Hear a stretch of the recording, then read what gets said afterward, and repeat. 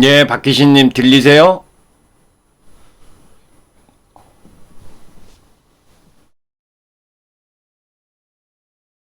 들리시면 1번 한 번만 해주실래요? 55분에 시작할 겁니다.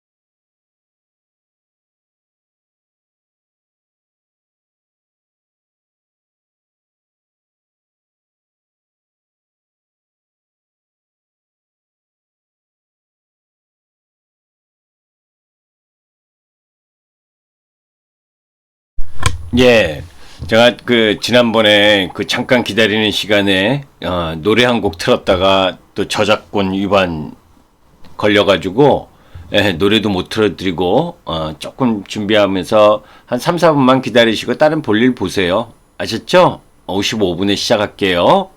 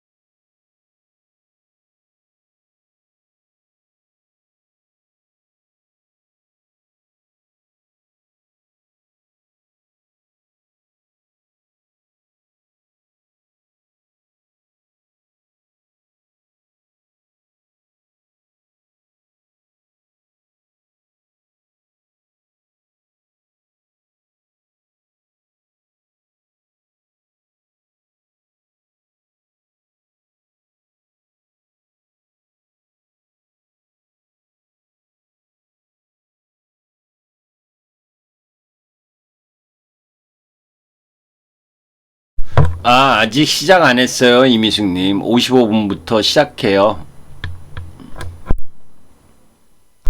방송, 마이크 소리는 괜찮나요?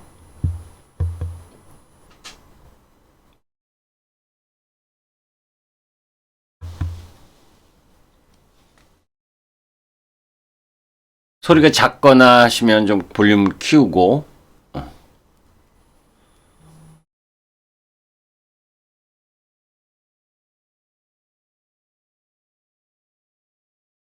안 들려요?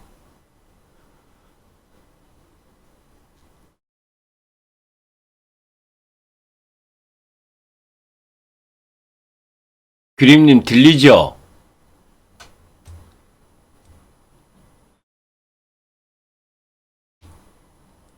예.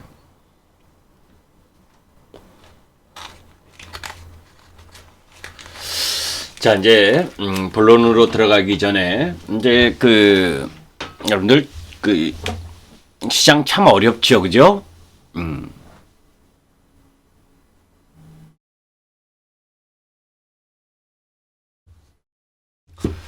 자, 근데 이제 우리가 곰곰이 이제 그 타이틀이 여러분들께, 우리 회원님들께도, 몇 번 이야기를 했었던 부분인데, 주가는 이 가격이 바뀌면 생각까지 바꾸게 되죠. 그죠? 그런데 이제 우리가 이 기본적으로 돌아가서 살펴보게 되면 주식 투자를 어떻게 잘할 거냐라고 모든 사람들에게 모든 전문가들이나 또 주식을 이전부터 많이 했던 사람들 그런 사람들에게 이야기를 물어보면 이 이야기를 기본적으로 하게 됩니다. 좋은 주식 사라. 그죠? 그럼 좋은 주식을 사고, 좋은 주식이라는 건 좋은 기업을 말하는 거죠. 거기에 이제 좋은 가격에 사라. 그죠? 좋은 가격에 사라고 그러잖아요. 좋은 주식을 싸게 사라. 그죠? 그 싸게 사는 시점을 언제 갖고 갈 거냐. 근데 그 시점을 매수 타이밍이나 매도 타이밍을 갖고 가는 게 쉬운 것은 절대 아니죠. 그죠? 왜냐면 시장에 이제 시황이라고 해서 시장의 커다란 상황, 흐름, 그 부분의 움직임 속에서 내 기업이 뭔 커다란 그 기업의 이상지구나 뭐가 없는데도 불구하고 시장 지수에 연동돼서 움직여지는 흐름을 갖고 가기 때문이죠. 그래서 말로는 좋은 기업을 싼 가격에 그리고 적절한 매수 시점을 판단해서 사면 좋다라고 이야기를 하지만 그거를 골라내기가 쉬운 게 아니에요.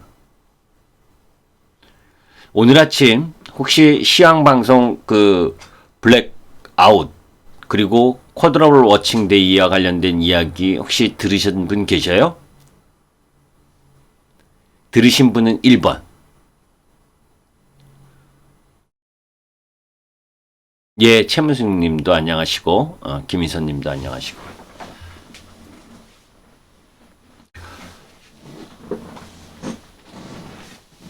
혹시 들으신 분 계셔요? 블랙아웃. 블랙아웃이라는 용어는 다 아시죠?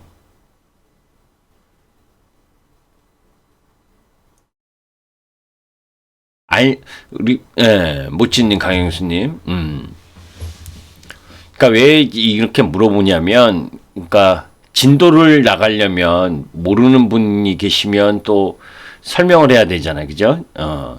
그리고 또 그거 하니까 시간을 줄이기 위해서 물어보는 거고. 자, 이제 궁극적으로 이거죠. 오늘 시장은 어느 정도 음봉이 날 수 있는 타이밍이지, 그죠? 미국 시장이 지난 금요일 날 바닥을 아랫꼬리를 달고 반등을 했어도 아시아 증시 전반은 미리 미국 시장이 3일째 하락이었었기 때문에 반등이 일부 나올 수 있다는 걸 염두에 두고, 그래서 지난주 금요일 날 우리 시장 전체적으로 반등을 했고, 그렇기 때문에 미국 시장이 반등을 했어도 하락하는 시점에서의 반등이었기 때문에 이제 당연히 음봉이 날 수 있는 상황이에요. 그런데 그 음봉이 너무 크게 난 게 문제죠. 그죠? 자, 이제 지수를 들어가기 이전에 타이틀 부분을 요 며칠 전, 지난주에도 우리 회원님들께도 말씀을 드렸었던 내용인데, 주가는 가격이 바뀌면 생각까지 바뀐다라고 이야기를 합니다. 왜 이 이야기가 중요하냐면, 주가가 올라가게 되면 올라가면 올라갈수록 가격 부담이 있음에도 불구하고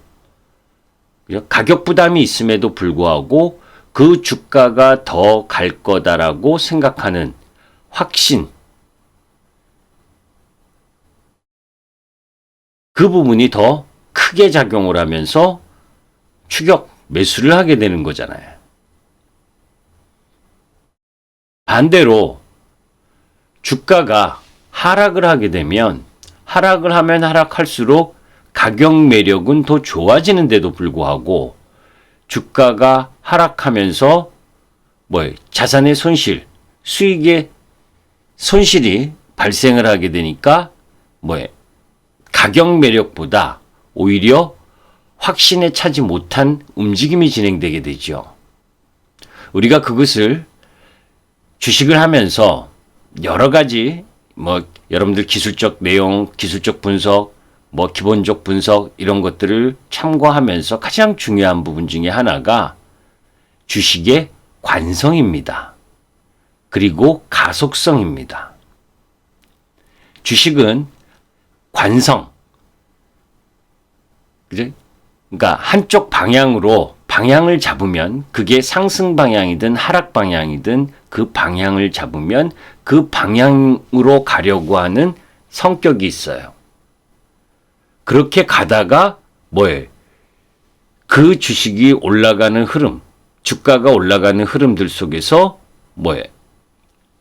확신에 찬 매수세가 집중되면서 가속성이 발생하기도 하고, 또 하락하는 와중에 불안감, 공포 이런 부분들 때문에 하락을 지속을 하면서 하락 범위가 더 커지는 가속성이 나타납니다. 그래서 주가는 항상 상승하다가 갭상승을 동반해서 장대 양봉을 그리고 올라갈 때가 매수세가 가열차게 붙으면서 고점이 나오는, 단기 고점이 나오는 경우가 많고, 반대로 하락을 찔끔찔끔 하다가 그 다음에 갭 하락 또는 장대 음봉을 발생시키면서 하락이 정점을 이루는 과정, 그게 가속성이에요. 그런 관성과 과속성에 대한 부분들을 좀 이해를 할 필요가 있습니다. 그것을 이해하지 못하면 항상 주가의 가격 변동에 따라서 생각까지 바뀌게 되죠. 아주 쉽게 차트를 통해서 여러분들께 하나 말씀을 드리려고 그래요. 자, 여러 가지 시장 부분들을 같이 이야기할 겁니다. 차분히, 그러니까 시간이 없으신 분은 나중에 녹화 방송을 들으시면 되고, 우리가 이게 업종 종합 차트입니다. 이거 1월 14일 날 이미 여러분들께 올려드렸던 거 다 알고 계실 거예요. 그죠? 1월 11일 날 고점이 나왔다. 3266포인트에.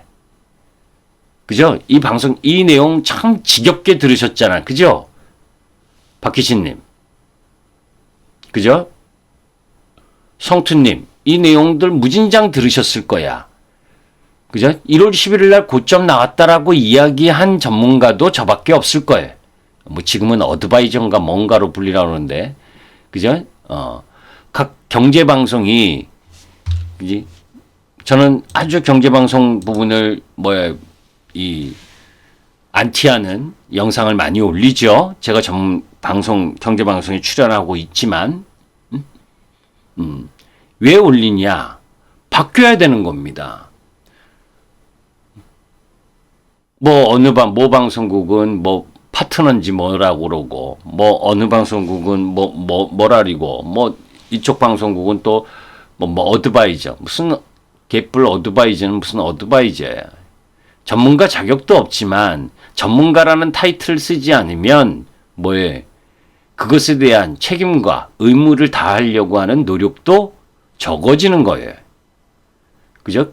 그 플랫폼 업체들이, 우리가 플랫폼 업체들 여러분들, 네이버든, 카카오든, 또, 제가 네이버나 카카오를 특정하는 것은 아니고, 어떤 플랫폼, 큰다란 플랫폼 기업들이 영세 자영업자나 이런 부분들을 감행시킨 이후에, 그죠? 자기네들은 책임지지 않으려고 하는 부분들을 여러 가지 다방면에서 이야기를 하고 있잖아요. 그러면서 플랫폼 이용 수수료만 떼먹으려고 하고. 어쩌면 보게 되면 경제방송도 마찬가지입니다. 수익률과 관련된 부분도 여러분들께 올려드렸지만, 영상을 통해서 여러분들 보신 분 계실 거예요. 그죠? 제가 제 아들 여자친구가 그림을 그려줘서 거기에 웹툰 만화성으로 올린 그림인데,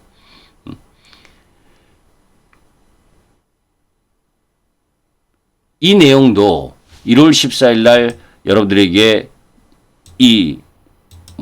뭐예요? 이거 올려드리면서 방송 출연 못한 이유가 있다라고 하면서 그때도 마찬가지예요. 전문가가 나가서 시장에 나가서 올라간다라고만 이야기하는 건 그죠? 그거는 장사 속입니다. 솔직히 말하면.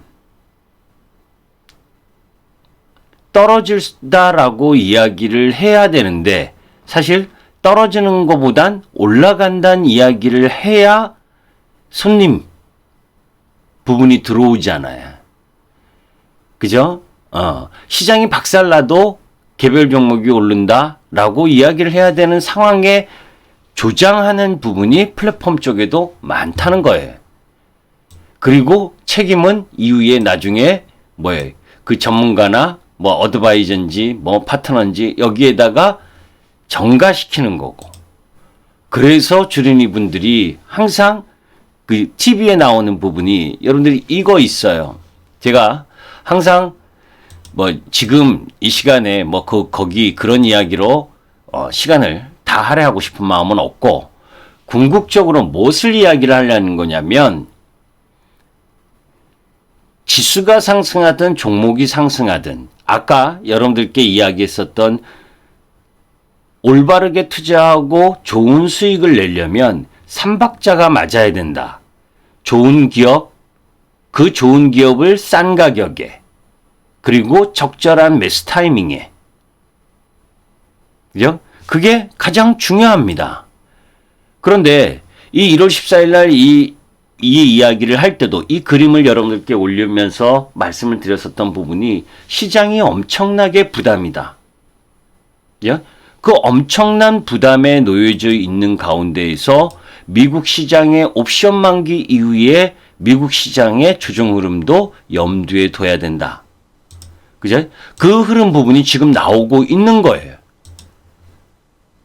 미국 시장에 우리 시장의 옵션 만기도 마찬가지고 미국 시장 나스닥의 지수 이 부분도 아까 또 들으신 분도 계시지만 못 들으신 분도 계시니까 조금만 부연 설명을 하면 그죠?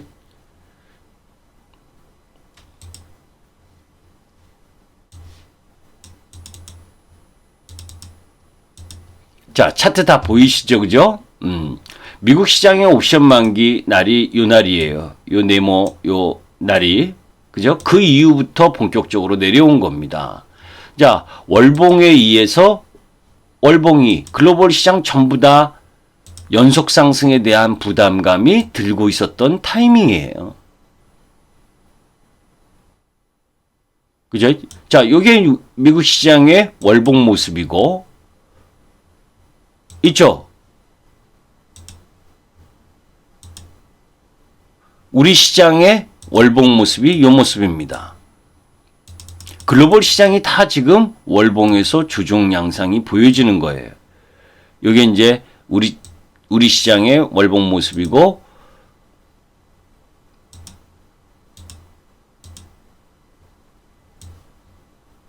이게 나스닥 시장의 월봉 모습이죠. 그죠? 이렇게 나눠서 보도록 하죠.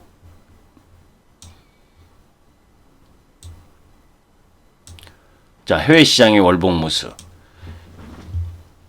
제가 2주 전에도, 그죠? 2주 전에도 갑자기 실시간을 하는 건 시장이 또 침울해졌잖아요. 그죠? 침울해질 때만 해요. 뭐 좋게 올라갈 때는 제가 안 하고, 그럼 올라갈 때는 여러분들 스스로 잘 하시니까. 그지? 자, 나스닥도 월봉의 지금 조정이죠. 그죠? 그러면 우리 시장도 고점이 낮아지고 있는 상황입니다. 1월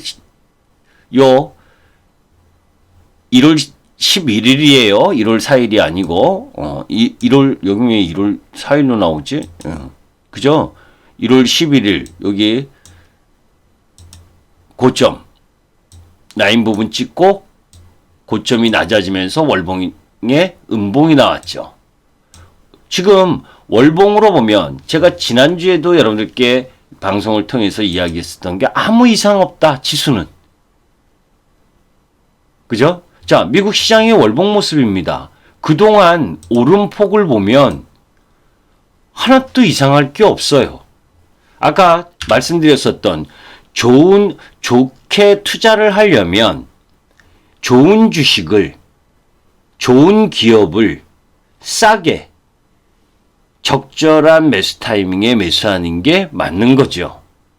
자, 여러분들께 이거를 한번 보여드리려고 합니다.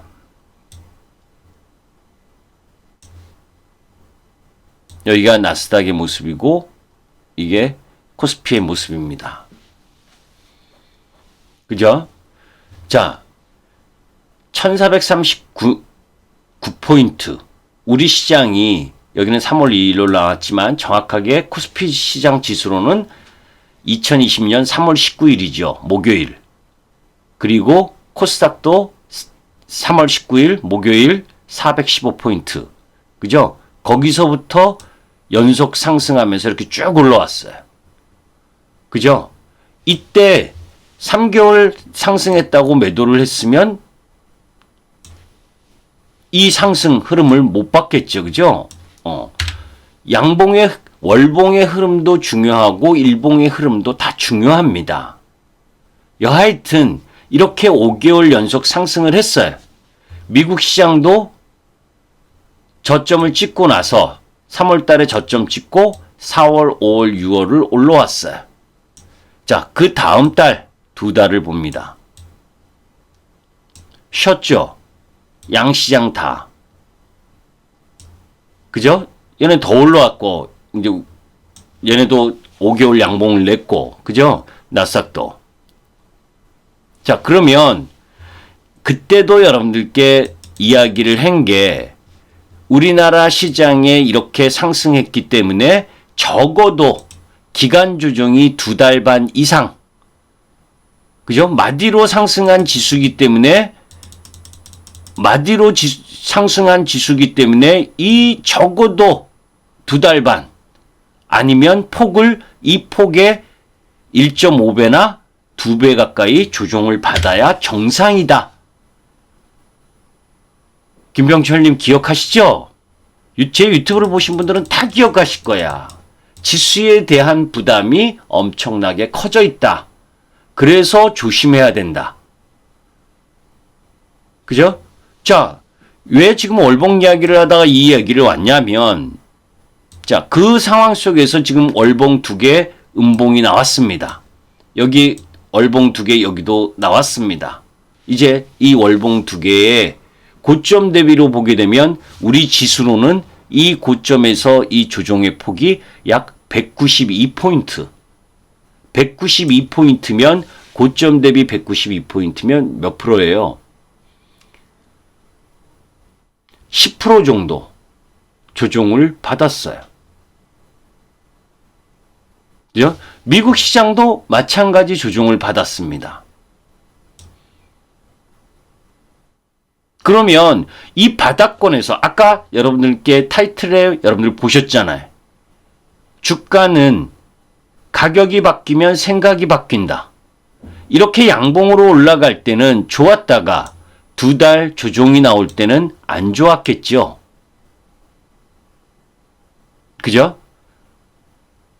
이 밑에서 산 분들은 이 음봉 라인에서 차익 실현을 했을 거고, 반면에 이 고점에서 사신 분들은 이 조정 두 달 동안은 힘들었을 거고,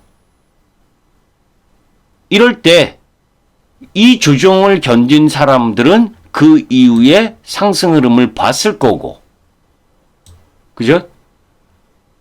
이 조정을 견디지 않고 매도를 했으면 또 위에 올라가서 고점 어딘가에서 또 샀을 겁니다.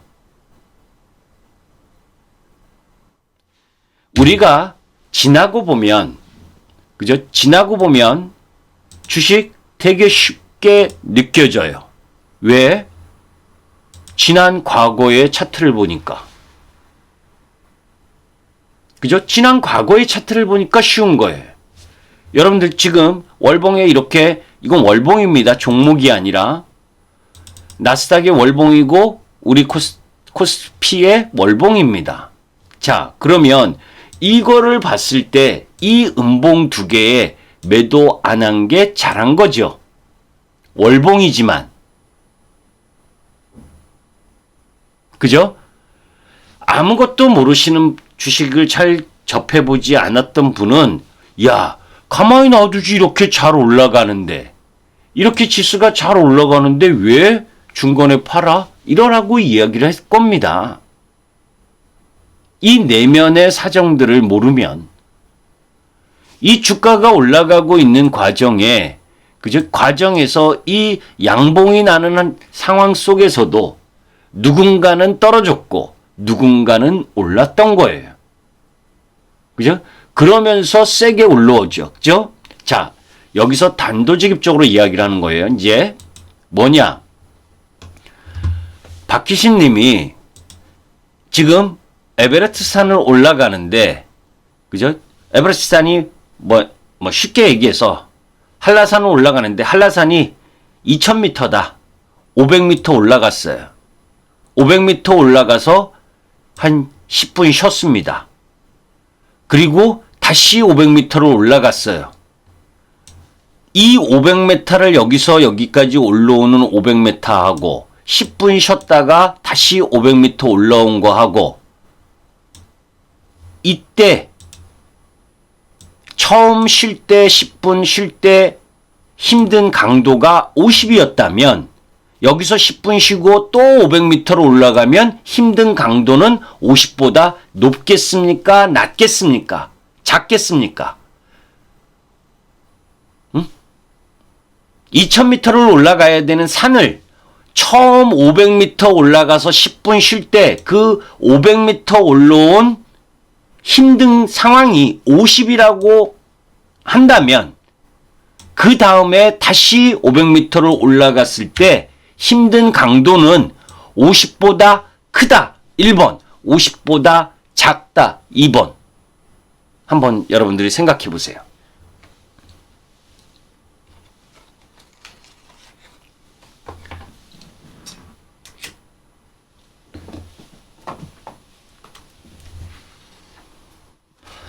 무슨 말인지 잘 이해가 안 되나요? 안 되면 이해가 잘 안 된다 3번.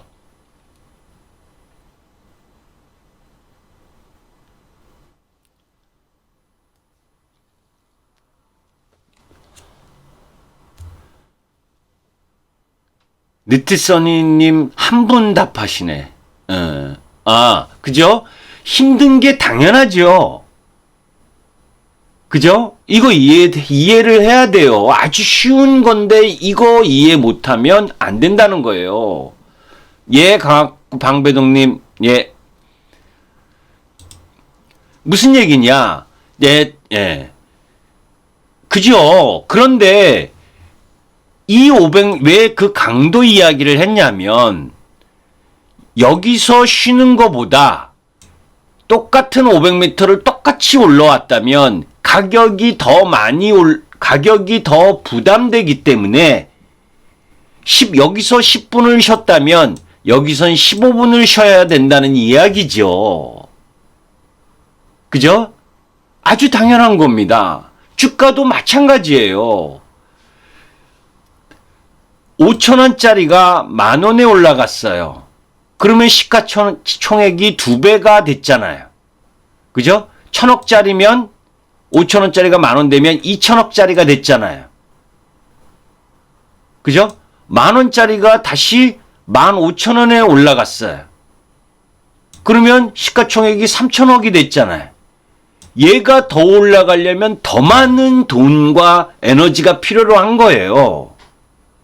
그렇기 때문에 그 전에 여러분들께 미리 이야기를 한 겁니다. 그게 왜 여기서 올라온 포인트, 이 1차 상승의 마디 올라오고 2달 반을 쉬었는데 다시 주가가 이 마디만큼 올라왔으니, 짧은 기간에 2달 반 만에 그 마디까지 올라왔으니 이 조정은 적어도 2달 반 이상이어야 되고, 그게 기간 조정으로 2달 반 이상이어야 되고, 가격 조정으로는 이거보다 더 커야죠.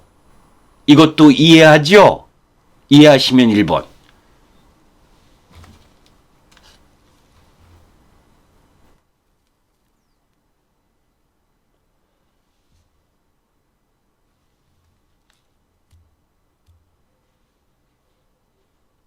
이해되나요?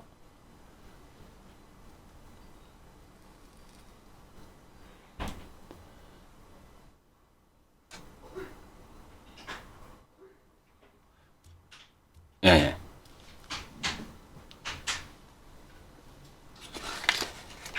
자, 그러면 우리 시장이, 제가 알기 쉽게 진짜 초짜도 다 이해할 수 있게 지금 설명을 드리는 거예요. 그죠? 많이 아시는 분들은 짜증날 거예요. 오히려 속도가 너무 느려서. 그런데 지금 방송 목적은 좀 잘 모르시는 분들을 위한 방송입니다. 아시죠? 더 많이 아시는 분들은 굳이 방송 안 들으셔도 될 정도일 수도 있지만, 그런데 또 나중엔 중요한 이야기도 할 거예요. 자, 기본적으로 그래서 뭐예요? 그래서 예측 매도 타이밍을 잡은 게 여긴 거예요. 1월 11일. 그죠?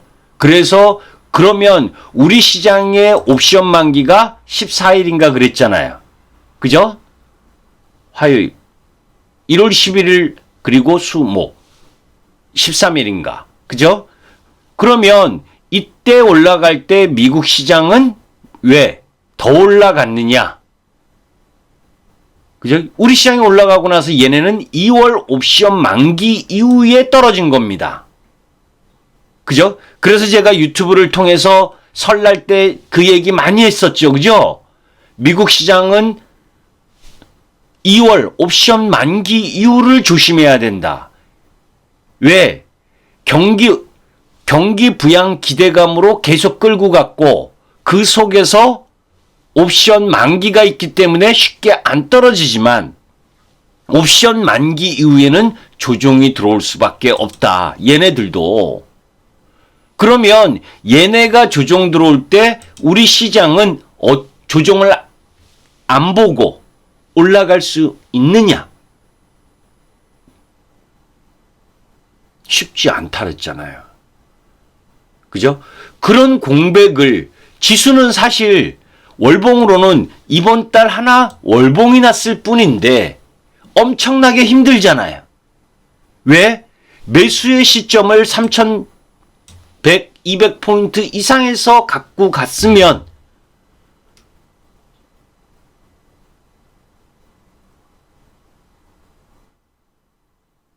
지난번에 우리 구독자님 김병철님이 2,400포인트다. 맞아요.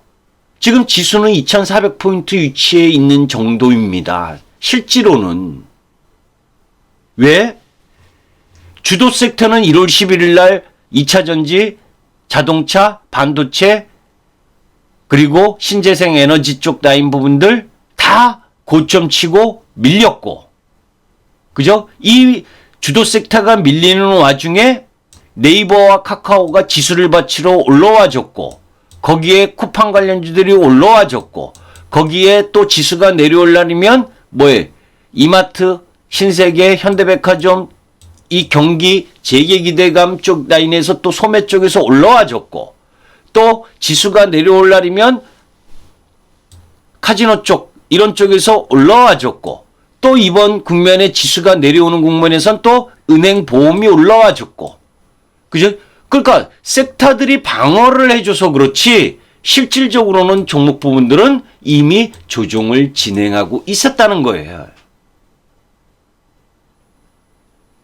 자, 여기에서 가장 중요한 건 오늘 우리 시장 이거 다 지워봐요. 어떻게 만들어졌는지. 예, 백년이웃님. 예.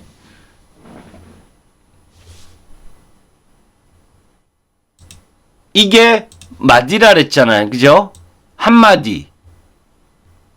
그리고 쉬고 이 마디만큼의 상승 부분을 2달 반 만에 올려붙인 게 여기다. 그죠? 여기다.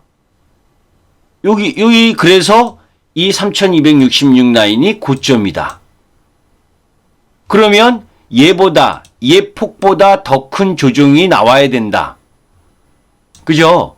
얘의 1.5배에서 2배 조정이 나온다. 2배 조정이 나오면 그건 맥시. 최악. 그죠? 그래서 2850 라인이 최악의 지수 저점 라인이다. 이거 이미 다 여러분들 들으셨었잖아요. 그죠? 그죠? 그래서 제가 생각하는 최악은 2850이다. 그런데 행복부자님, 여기서 이제 잘 생각을 하셔야 돼요. 우리가 시장에서 박스권이라고 이야기하고 있는 이 범위 내에서 놀다가 이게 1.5배 정도의 범위예요. 조정이. 2945포인트 내외가 이 조정폭의 1.5배 정도가 2945예요. 그래서 처음 요 2945포인트 내외에서 반등이 세게 들어왔던 거예요.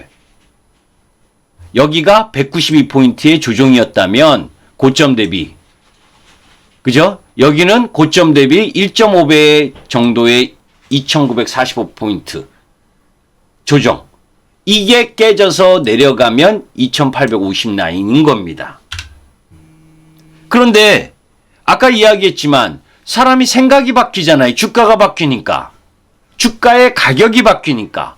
이때 막 올라갈 때는 그리고 뒤늦게라도 이 3266 라인이 고점이다. 그죠? 그래서 제가 2차 전지도 뭐 포스코 케미칼 17만 3,500원에 매도했다. 그리고 네이버도 40만 3,000원에 매도했다. 하면서 매도했다. 여기는 매도했고 매매해야 되는 구간이지 매수해서 계속 갖고 가는 구간이 아니다. 어려운 구간이다. 지수만 붙들어 놓고 있다. 라고 했던 구간이 이 구간이단 말이에요. 그죠? 이게 박스 구간이었기 때문에. 자, 그러면 여기서 딜레마가 생기는 겁니다.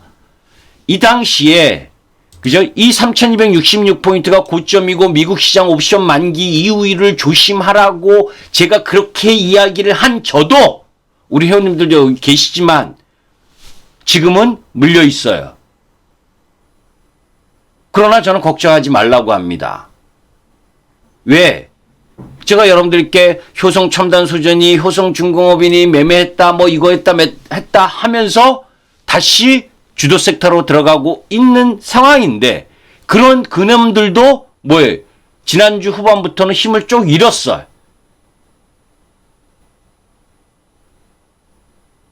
제가 여기서 이야기하고 싶은 건 뭐냐? 이거 생각하세요. 이걸 고점이라고 판단하고 종합주가지수가 박스권이고 박스권 라인 부분에서 기간 조정 더 겪어야 되고 그럼에도 불구하고 다시 주도 섹터를 매수할 시점이 다가왔다라고 이야기하는 건 변함이 없다.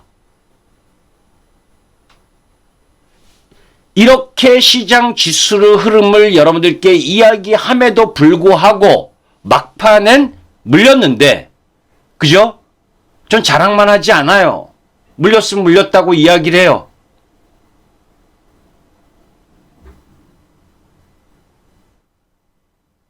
그렇게 주도 섹터가 조정이 들어온 상황에서 매수를 했는데도 불구하고 하나 더 맞았어요. 원펀치 맞았습니다. 반 펀치 더 맞을 수 있어요.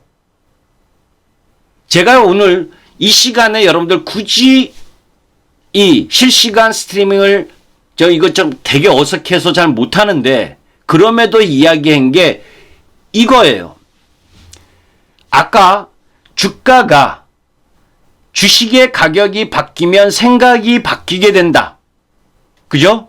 이렇게 주가가 올라갈 때는 포모 현상으로 막 주식을 매수할 때 혈안이 되다가 내가 좋은 기업인데 좋은 주식인데 가격이 싸지니까 가격이 하락을 하니까 그 주식이 그죠?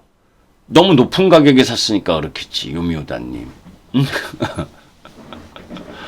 그죠? 그런데 효성첨단소재 같은 건 이악 물고 들고 계세요 요미우다님. 아셨죠? 그런 주식 내일 더 밀리면 땡큐 고맙습니다예요. 우리도 그거 13만 원에서 22만 3천 원까지 샀다가 그죠? 30만 7천 원에 다 팔고 그리고 29만 4,500원 이하에선 사도 된다라고 그랬는데 몇 분 사셨는데 그죠? 올라가다가 33만 원 가다가 지금 내려와 있잖아요. 그죠? 더 내려와 주면 땡큐예요. 그런 기업은. 그죠? 지금 시장이 막판. 제가 지금 이야기하려는 건 뭐냐면 이겁니다. 박스권. 그것도 제가 이 이후에 처음 이야기를 꺼냈을 거예요. 여러분 다 검증하세요. 검증. 영상에 다 있고. 그죠?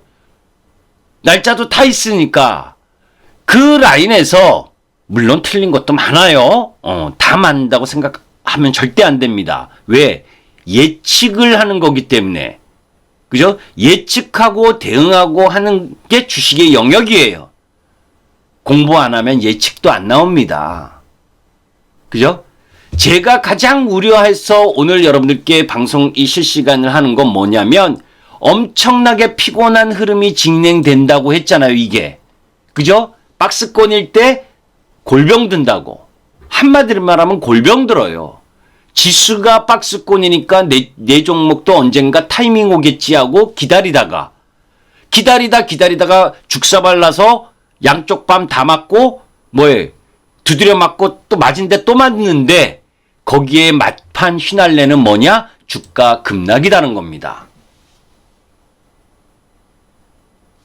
이해되세요? 이 말뜻을?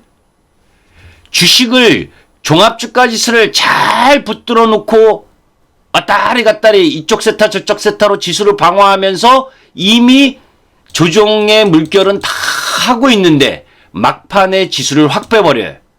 그러면 뭐예요? 그제서야 이게 아닌가 보구나. 이게 아닌가 보구나. 이제 정신이 드는 겁니다. 지수가 하락을 해야. 박스권에서는 그 정신 안 들어요. 왜?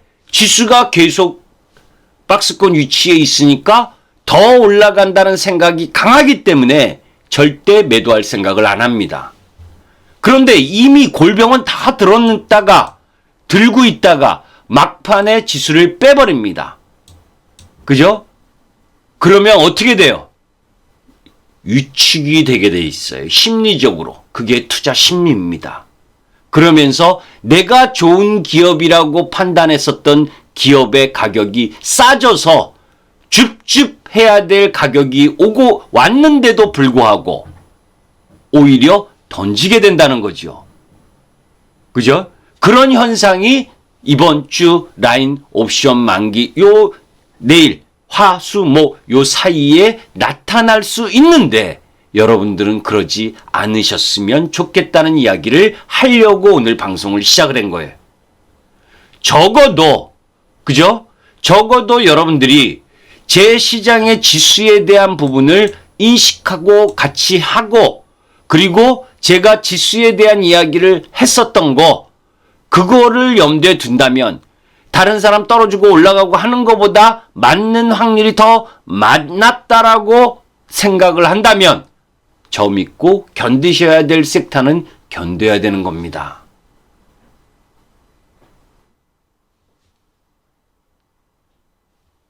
그 말뜻 이해하시나요? 그죠? 막 견디라는 거 아니에요. 아무 종목이나 아무 섹터가 다 견뎌야 된다? 그건 아니에요. 적어도 그죠? 산업이 성장할 수 있어야 된다. 적어도. 지금은 기업의 문제가 아니고 이 아주 당연하게 제가 이때도 이야기했죠. 그냥도 조정이 나와야 될 타이밍인데 뭐가 지금 부각된 거예요, 여러분들? 금리가 부각된 거잖아요. 국채 금리가 부각된 거잖아요. 미국의 국채 금리가. 그죠?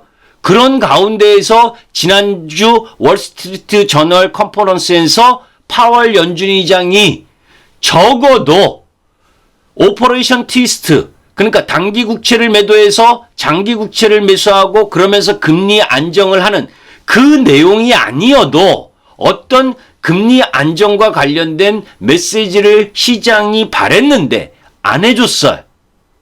그죠? 왜 안 해줬겠어요? 안 해줄 수도 있었던 거예요. 왜? 미국 시장이 그 흐름, 국채금리가 지금 반등하는 요인이 아니었다면 과열이지요. 쉬지도 않고 올라가잖아요, 지금. 올라갔잖아요, 2월 말까지. 그러면 정책 입안자의 입장에서 보게 되면 제가 이때도 여러분들께 이야기를 했었죠, 그죠? 우리 시장이 3266포인트 가니까 난데없이 금감원에서 3300포인트 돌파하면 과열이다라는 이례적 증시 보고서를 냈다. 그죠? 이례적 증시 보고서를 냈다. 왜 네가 거기서 나와? 금감원이 왜 네가 3200포인트 돌파하면 과열이니 뭐니 왜 얘기하는데 그게 정책 위반자의 입장이에요. 너무 빠른 속도로 과속을 하게 되면 그죠? 나중에 거품이 깨지면 그거 다 충격이 엄청난 충격으로 오는 거 아닙니까? 일정 정도의 과열과 버블은 용인하지만 미국 시장에서 게임스탑 그죠? 그 게임스탑이 나오면서 과열에 대한 메시지가 나온 거고 그 과열에 대한 흐름들이 정책 위반자들도 알고 있는 거고 미국 경기가 생각보다 빠르게 회복되고 있다는 것도 알고 있기 때문에 왜 평균 물가 목표제니 그러면서 저금리를 계속 유지하고 그런 이야기에 비둘기파적인 발언을 하던 파월이 FOMC 연준의장 파월이 왜 침묵했는지 그죠? 적어도 오퍼레이션 트위스트나 YCC 그죠? 수익률 곡선 그거는 너무 강경하기 때문에 그건 기대도 안 하지만 여하튼 두 가지 방법이 있는데 그 두 가지를 언급 안 한 이유는 일정 정도 속도 조절을 하겠다라고 하는 부분에 놓여 있다는 거예요. 그러니까 아무 이야기를 안 한 상황에서 아까 여러분들께 이야기했지만 아침에 여러분들 이야기한 내용 시황방송에도 블랙아웃 그죠? 이제 3월 17일 18일까지 블랙아웃 기간이어서 연준 의원들은 통화정책과 관련된 발언을 못하는 상황이 돼버렸어요. 그죠? 그러면 국채든 유가든 그죠? 사방팔방 매매하는 그 투기 세력 펀드 할 거 없이 이 블랙아웃 기간이라는 부분을 통해서 흔들 수 있는 여지가 충분히 있겠죠. 그죠? 국채 금리가 더 올라가도 안정화시킬 수 있는 메시지를 연준 의원이 이야기를 못 하잖아요. 이 말뜻 이해하죠? 그러니까 2주간은 공백 기간이니까, 다음 주까지 공백 기간이니까 마음대로 휘두를 수가 있는 거 아니에요, 세력은. 그것이 투기 세력이든 아니면 펀드든 유가가 더 올라가기를 바라고 또 아니면 주가가 더 내려가기를 바라는 님들 입장에서는 이게 기회인 거죠. 이 말뜻 이해합니까?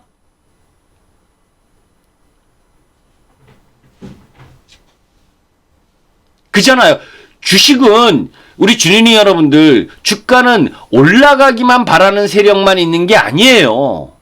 지금 우리는 공매도가 재개가 5월 3일 재개되니까 아직 공매도를 하지 않아서 그렇지. 그저 파생상품에서도 선물에서도 옵션에서도 밑으로 가면 더 좋은 힘을 갖고 있는 그쪽으로 떨어지기를 바라는 그 세력도 있는 거예요.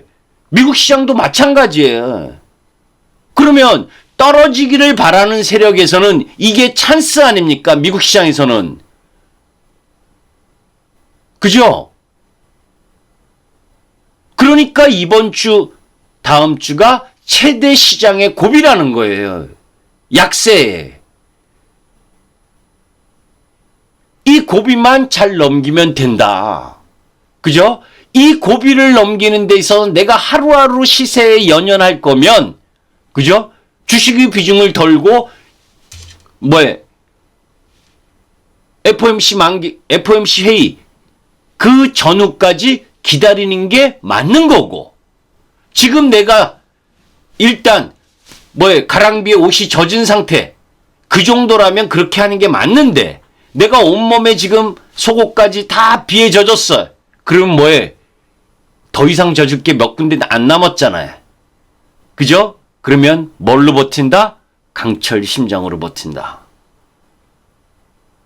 그죠? 내가 반대매매만 받지 않는 레버리지를 사용하지 않았다면 버텨야 되는 자리에 왔다는 거예요. 이 조정의 빌미를 국채 금리 상승 흐름으로 이야기를 하고 있지만 그 이전에도 이미 그러한 흐름들은 충분했다라고 하는 걸 여러분들께 이야기한 적 있죠? 가만있어. 이게 어디 갔나? 제가 이게 아직도 이게 서투릅니다. 그 국채금리와 관련된 기조유가, 그거 이야기하기 전에 먼저, 그죠? 자, 미국의 국채 금리가 상승하는 가장 기본적인 요인이 뭐예요? 여러분들, 경제 재개에 대한 기대감, 그리고 경기 회복에 대한 기대감, 이게 생각보다 빠르다는 거고, 거기에 물가 상승을 통한 인플레이션 우려, 이거잖아요. 그죠? 물가 상승의 우려잖아요. 그 물가 상승의 주범은 누구입니까, 여러분들? 가장 핵심의 주범은 요묘다님.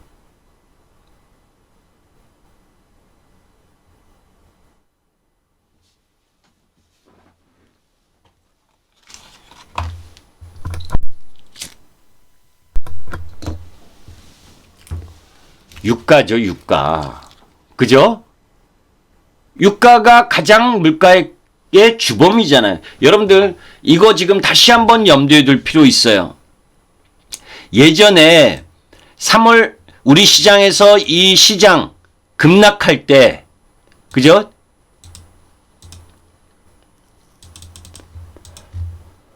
미국 시장도 코로나19로 3월 달에 급락할 때,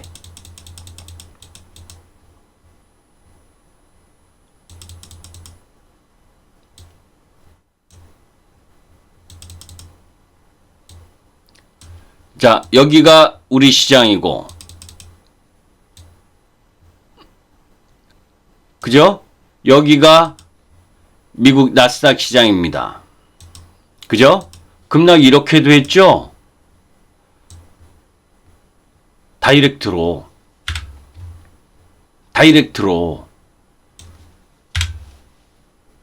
그죠? 이때 유가 관련해가지고 유가 ETF가 뭐 마이너스니 뭐니 했던 거 기억하세요?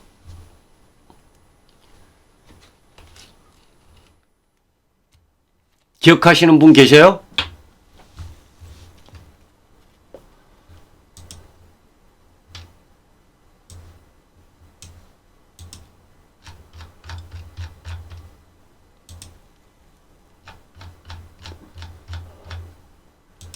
주식은 과거의 역사도 잘 염두에 둬야 돼요. 그죠? 하락의 이유가 여러 가지가 있었는데 마지막 치명타를 때린 게 유가 급락이었습니다. 그죠? 마지막 치명타를 한 방 더 맞게 한 게 뭐예요? 유가 급락이었어요.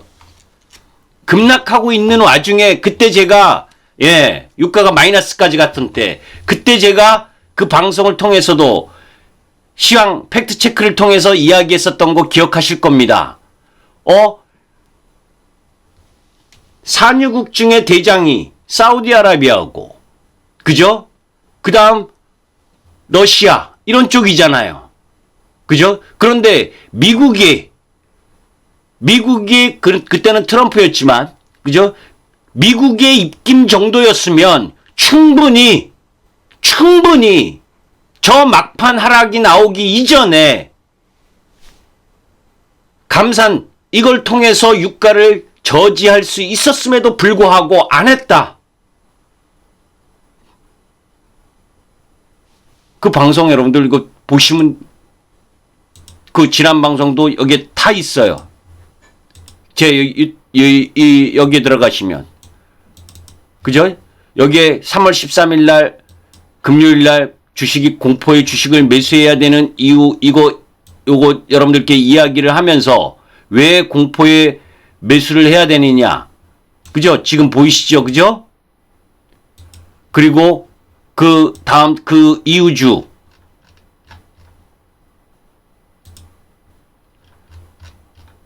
(3월 20일) 낙엽이 떨어져도 나무는 죽지 않는다. 이거 이야기하면서도 어떻게 급락을 했고 급락한 부분에 있어서 지금 클라이막스 셀링 클라이막스 수준이다. 그죠? 이게 3월 20일 날 목요일 날 금요일 저녁에 방송에 이야기했었던 내용. 그 속에서 반전의 국제유가 폭락 하루 만에 최대 폭등 이 이야기를 했었던 그 흐름 속에서 나왔었던 게 유가 부분이었다는 거예요. 그죠? 그러면 극과 극은 통한다. 아시죠? 극과 극은 통한다. 이러면 감 잡아야 되는데 그죠? 뭔 얘기 하려고 그러는지도. 그죠? 자, 다시 이 부분으로 돌아갑니다.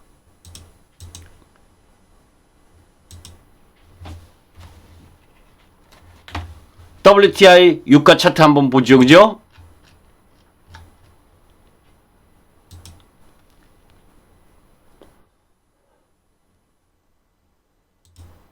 잘 보이시나요?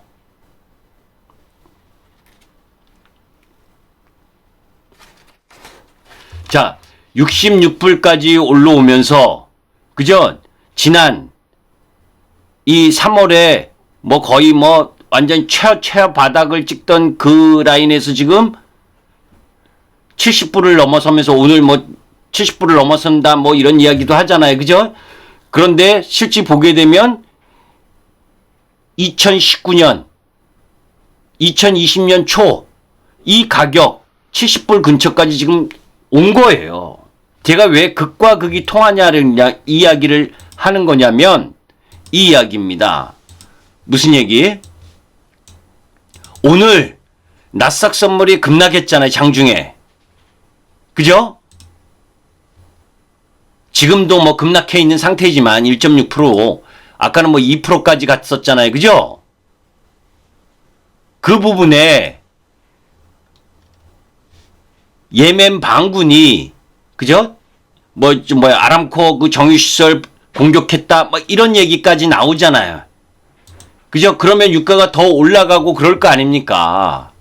그죠? 유가가 물가 주범인데, 그러면 요 상황을 잘 염두에 두면, 저것 때문에 유가가 더 올라가고 주식시장이 조금 더 내려올 수 있는 흐름이다라고 본다면, 3월 달에 주가가 하락하면서 유가가 마이너스로 가고 막 이랬었던 정점 부분, 그죠? 반대의 지금 현상이 유가가 올라가고 막 하면서 국채금리를 끌어올리고 막 하면서 인플레이션 우려가 막 나오고 있는 상황 속에서 예멘 반군의 아람코 공장 폭격, 그래서 유가가 더 올라간다, 더 올라가고 있다, 막 이 뉴스가 단기 정점이지 않겠습니까? 그죠?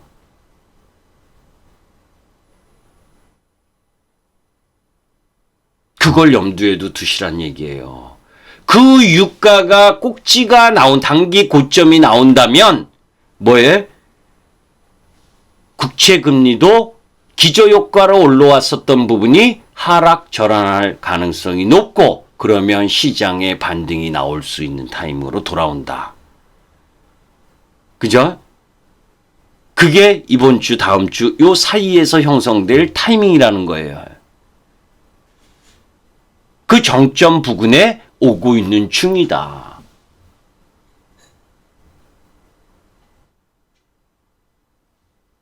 이해가 되시나요? 그러면 이제?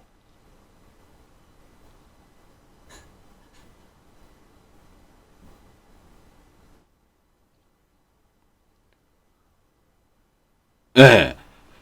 그걸 같이 염두에 둬야 돼요. 이런 3월 19일 이런 하락이요? 이런 하락은 저거 죽었다 깨도 없습니다. 사감 차곡차곡님, 그럼 저 지금 하나하나 다 답변 못해요. 그러면 제가 시간이 너무 많이 걸려요. 그죠? 그 앞에 보면 이 영상들 보시면서, 그죠? 그 참고하셨으면 좋겠어요. 그죠? 그 전에 이야기할 때마다 이 재생 목록이 보이나?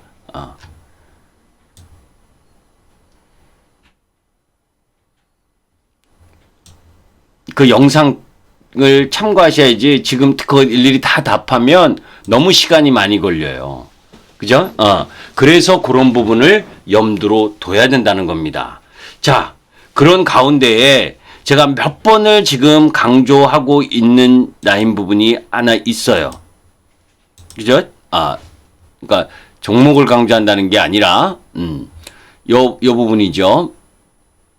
어디 갔어? 더워.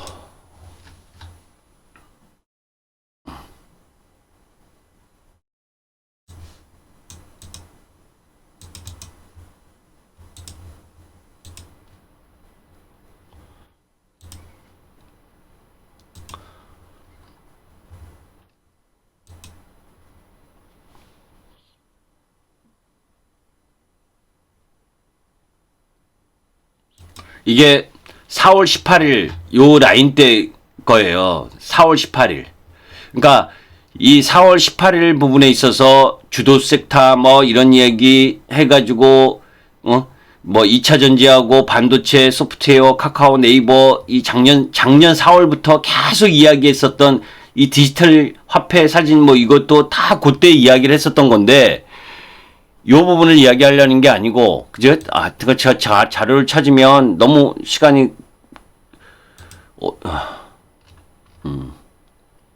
어디더라? 여긴가?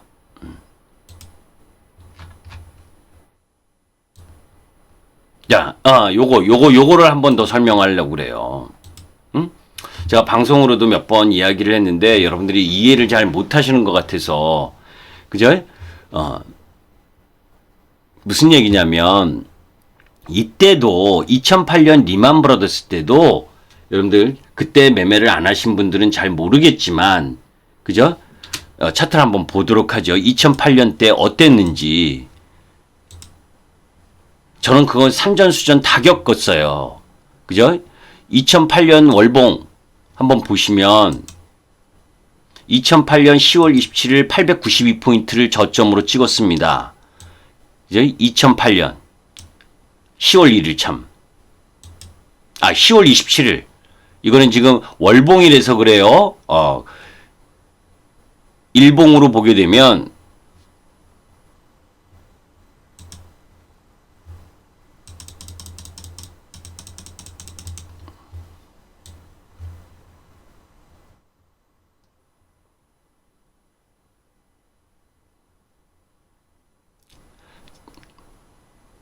여기 있죠?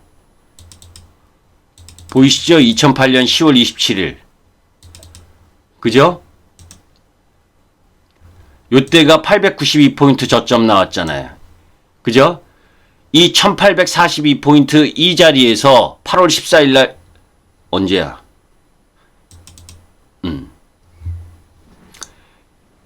그때 당시에 제가 위대한 매도라고 해서 키움 때 전량 매도했던 때가 이때입니다.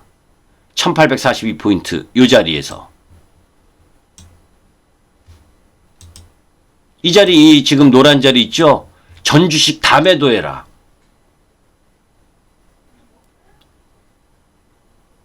이때는 여러분들 아무 이상 없었잖아요. 하락 찍고 다시 되돌아오고 있는 상황이었잖아요. 그죠? 요 1842포인트 자리. 이날 우리는 위대한 매도를 할 거다. 위대한 매도를 하니까 다 때려라. 그리고 나서 892포인트 갔어요.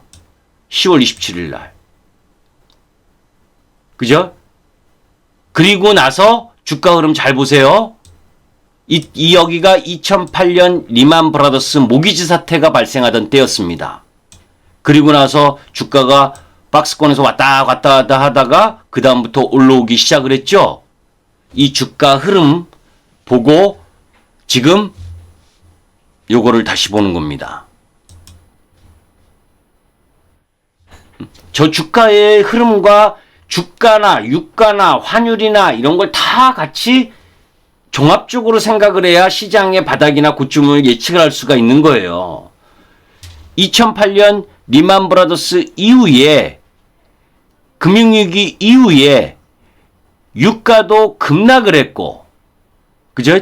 위에 게 국채 금리입니다. 쭉 계속 하염없이 떨어졌어요. 그런데 이 회색 있죠? 미국채 10년물. 그리고 나서 오히려 올라가고 있죠. 계속 올라왔어요. 그죠? 그리고 유가도 2008년 10월 27일 우리 시장 892포인트 내려오는 라인에서 저점 만들고 막 올라왔어요. 그리고 나서 주가는 더 올라갔는데 국채금리는 내려오고 유가도 내려왔습니다. 이게 기저효과라는 거예요.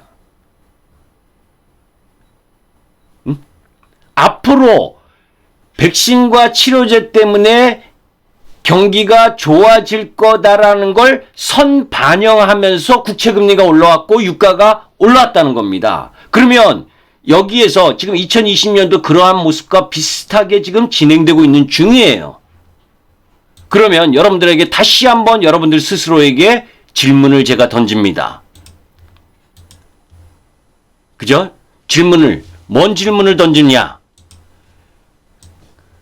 백신과 치료제로 코로나19가 올해 선진국 해서 끝나서 다 되면 우리 글로벌 시장이 고성장을 구사하는 시장으로 갑니까? 1번. 간다. 1번. 아니면 코로나 이전, 그죠? 코로나 이전 정도의 수준 정도, 거기서 조금 나아질까? 그 정도일 거다. 라고 생각하면 2번. 이거는 어떤 섹터를 이야기하는 게 아니고 글로벌 시장 전체의 성장률을 이야기하는 거예요. 2020년 뭐예요? 코로나 때문에 투자를 못했었던 거나 이런 것들은 기저효과로 되겠죠. 그런데 코로나19가 싹, 마스크 싹 벗고 우리는 정상생활, 그죠? 앞으로는 글로벌 시장이 전부 다 성장한다? NO!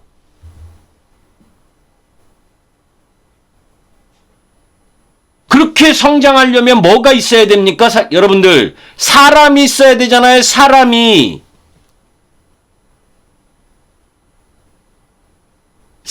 있어야 되잖아요. 이 사람이라는 건 뭐예요? 경제활동 인구를 말하는 사람.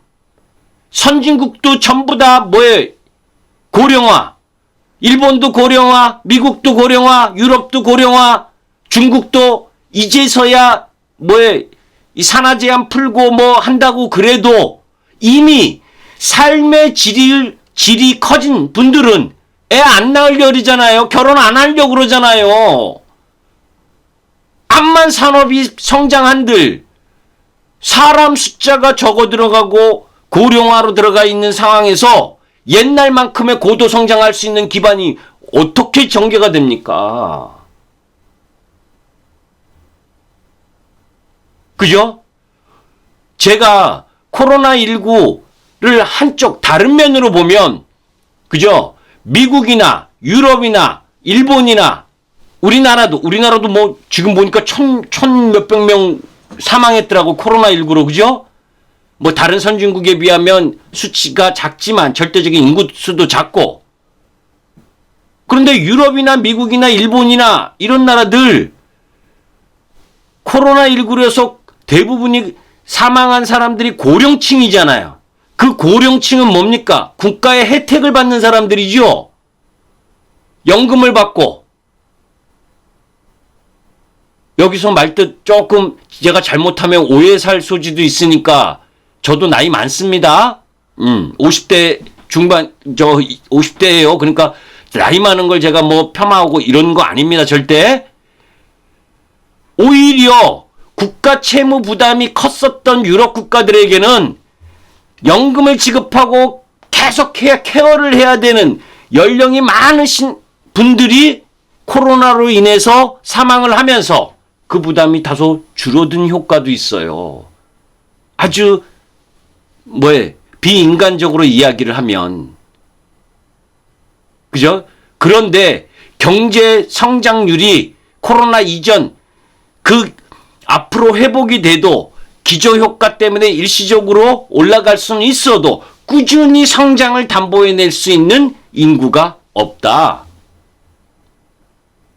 그런데 무슨 유가가 70불, 80불을 넘어서 올라간다고 이야기를 하냐. 70불만 넘어가면 셰일가스라든지, 그죠? 이 신재생 에너지라든지 이런 쪽에 경쟁력이 약화될 건데, 유가의 매력이 떨어질 건데,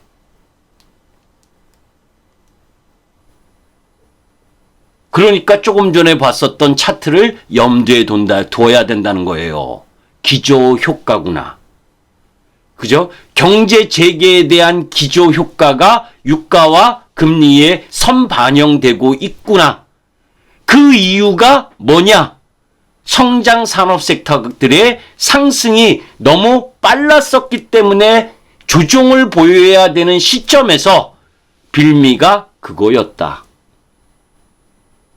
그죠?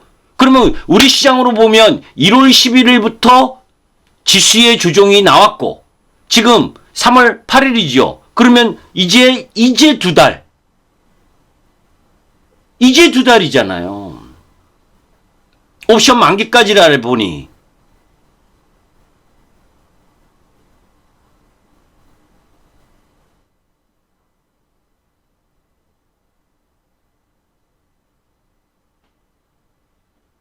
가지롱님 무슨 얘기예요? 저는 그런 얘기를 우리 회원님들한테 못하게 합니다. 그죠? 팔고 싶으면 혼자 파시는 거예요. 그죠? 시장이 딱 올라가면 사고 싶어서 막 채팅창에 올리잖아요. 그죠? 막 거기에 현혹돼서 떨어지면 그거에 현혹돼서 막 팔고 싶어서 팔아야 된다니 뭐니. 본인 생각 갖고 있으면 본인만 해라. 다른 사람들에게 동조를 구하지 말아라. 주식은 냉철해야 됩니다. 주식은 조금 더 떨어져도 내가 갖고 있어야 될 시점과 조금 더 올라가더라도 내가 매도해야 될 시점을 알아야 되는 거예요. 남들하고 같이 하려고 하지 말아요. 남들에게 위로 받으려고 하지 말아요. 주식은 같이 사면 망하고 같이 팔면 망하고 대중의 뒤안길에 꽃길이 있다라고 하는 중시 격언이 왜 있겠습니까? 군중 심리에 의해서 막 매수하고 싶을 때 나는 매도할 마음을 갖고 모두 다가 매도하고 싶을 때 나는 매수하고 싶은 마음이 있을 정도의 역지사지의 마음을 가져야 주식시장에서 살아날 수 있어요. 이해되세요? 무슨 얘기인지? 남들하고 똑같이 하려고 하면 남들하고 똑같이 매수하고 싶어하고 남들하고 똑같이 매도하고 싶어하면 주식시장에서는 백전백패입니다. 그래서 예측 매도를 해야 되고 예측 매수를 해야 되는 부분을 자꾸 공부를 해야 되는 거예요. 시장 좋았을 때는 그렇게 조심하라고 그렇게 이야기를 할 때는 비중 줄일 생각 하나도 안 하고 레버리지 줄일 생각 하나도 안 하다가 이제 공포스럽죠. 월봉에 하나 월봉에 조정 나왔는데 2개쯤 나오면 뭐에 상가집 차려야 되겠네.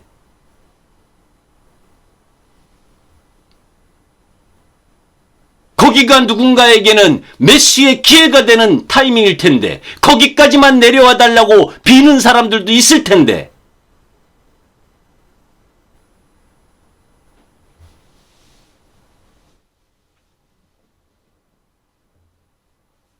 내가 조금 높은 가격에 샀는데 그럼에도 불구하고 이 섹터가 성장할 수 있느냐? 그 성장의 기반을 바탕으로 해서 내가 선택한 기업이 준비된 기업이냐? 준비된 기업이라는 건 뭐예요? 그 섹터 성장하는데 로봇 관련주가 올라간다? 로봇 관련주 이름만 로봇이면 뭐 하냐고요? 내 종목이 거기에 속해 있는 종목이 준비가 되어 있어서 그 섹터 산업이 성장하는데 그 연결고리를 갖고 있어서 같이 성장할 수 있어야 되는 거죠. 메타버스 관련주면 뭐 하냐고요. 가격이 많이 올라와 있어. 그 많이 올라온 가격이라고 해서 실적의 흐름 부분을 충족시키지 못하면 떨어져야죠. 관련주면 다 오르는 게 아니고 그러다가 제일 실패하는 경우가 뭐냐?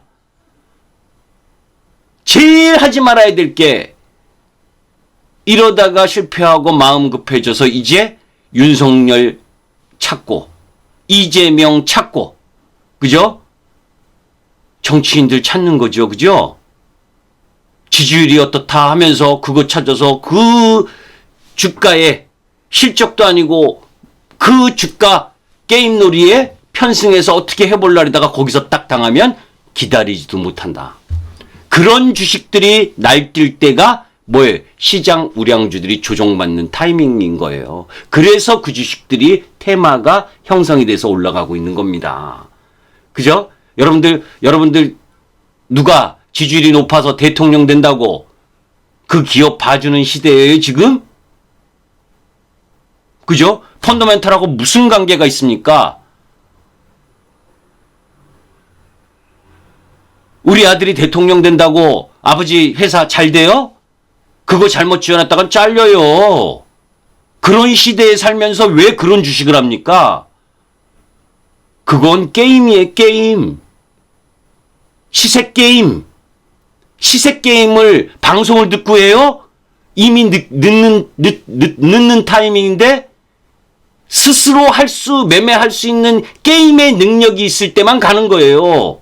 거기는 스타크래프트 프로 게이머들이 하고 있는데 초짜가 그 올라가는 그 수익률에 현혹이 돼가지고 거기 들어가서 어떻게 해보겠다고. 그래서 운 좋아서 몇 프로 벌면 500만 원 가지고 몇 프로 벌었다가 그 다음에 왕창 3천만 원 넣었다가 20, 30% 깨지면 헤어나지 못합니다. 거기선. 그게 주식시장이에요. 그죠? 처음에는 조금 먹게 해주고 많이 들어와라 많이 들어와라 계속 들어와라 계속 들어와라. 그리고 아주 깨끗하게 박살 내버리죠. 그거 여러분들 많이 보셨잖아요. 그런 주식들.